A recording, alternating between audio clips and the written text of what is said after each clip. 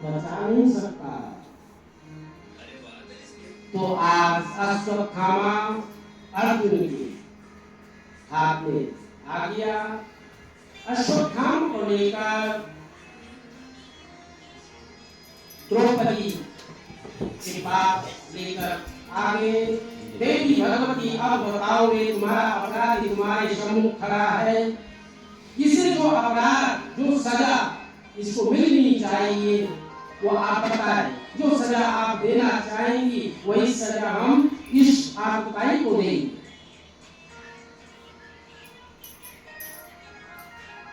तो भारतीय नारी भगवती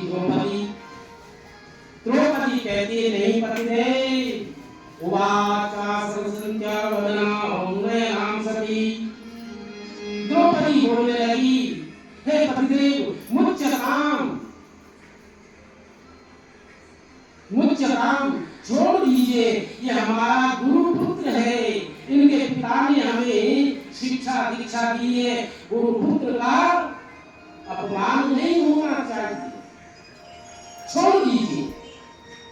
है इतनी सामर्थ्य आप हमें, हमारा श्री का नुकसान हो जाए तो हमारी बाजू ऊपर हो जाती है, छोड़ेंगे नहीं। जानते नहीं मैं कौन हूँ, कैसा हूँ, ये अपने चार पुष्ट दिन देते। मेरा दादा ऐसा था, मेरा बाबा ऐसा था, है ना, और मेरा इतना बैक सपोर्ट है कि मैं तो, है ना, धमकियां सेकंड में वक्त नहीं लगाऊंगा। देखो इस देवी को देखो, जिस देवी के पास पुत्र चले गए, वह देवी क्या कहती है, मुझे राम छोड़ दीजिए पतिदेव, ये गुरु पुत्र है, ब्राह्मण अवध्य है, ब्राह्मण को मानना नहीं चाहिए, वह ये गुरु पुत्र और है।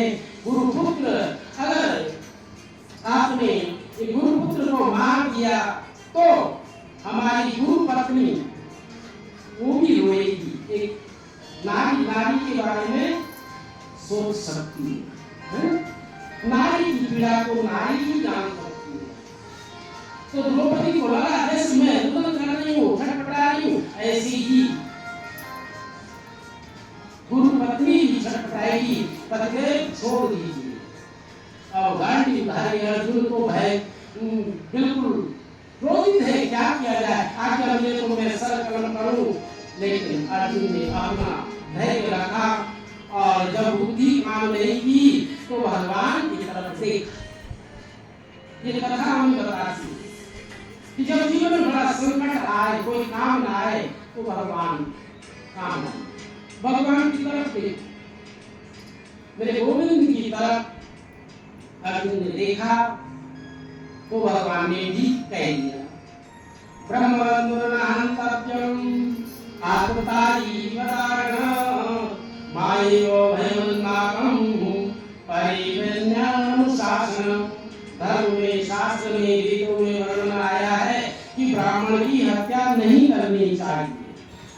ब्रह्मवन्दनाहन्तव्यम्, ब्राह्मण को चाहे कितना बड़ा अपराधी हो ब्राह्मण, फिर भी उसका वध नहीं करना चाहिए, शास्त्र में लिखा अवध्य है। और भगवान अगली पंक्ति में कह रहे हैं, आतताई बलाना, यह आतताई है, दुराचारी है, अत्याचारी है, इसका वध होना चाहिए। अब अर्जुन समझ ना पाए कि भगवान कह क्या रहे हैं। एक शब्दों में कह रहे हैं इस आतताई का वध होना चाहिए, दूसरे शब्दों में कह रहे हैं कि इसका वध नहीं करना है, तो क्या करें। तो भगवान ने कहा, हे अर्जुन, ब्राह्मण का अपमान कर देना ही उसका वध है।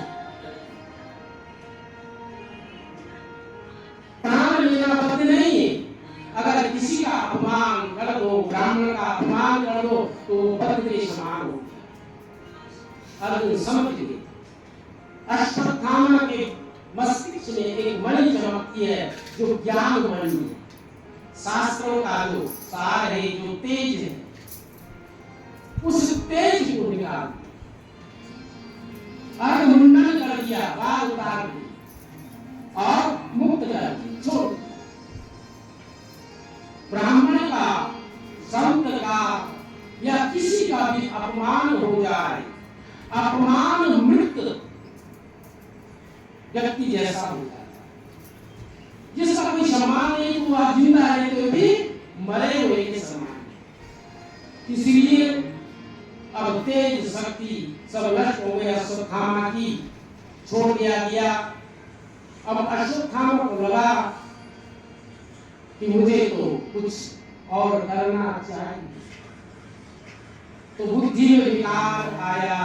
अश्वत्थामा ज्ञानी है, शास्त्रकार है, जानकार है, उनको पता लग गया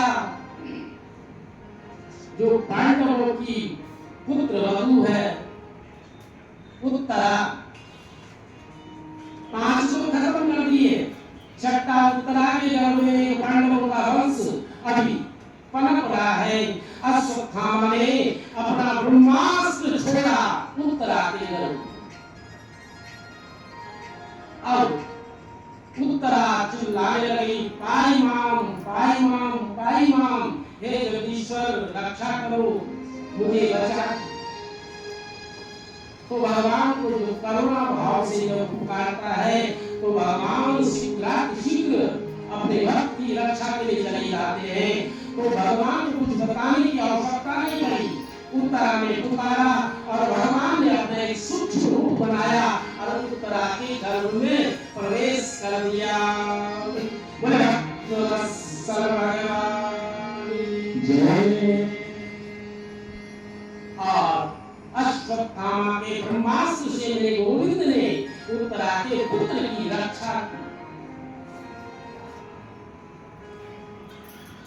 अश्वत्थामा का जो ब्रह्मास्त्र था वह शांत और उत्तरा की पीड़ा भी शांत हो गई, गर्भ सुरक्षित हुआ।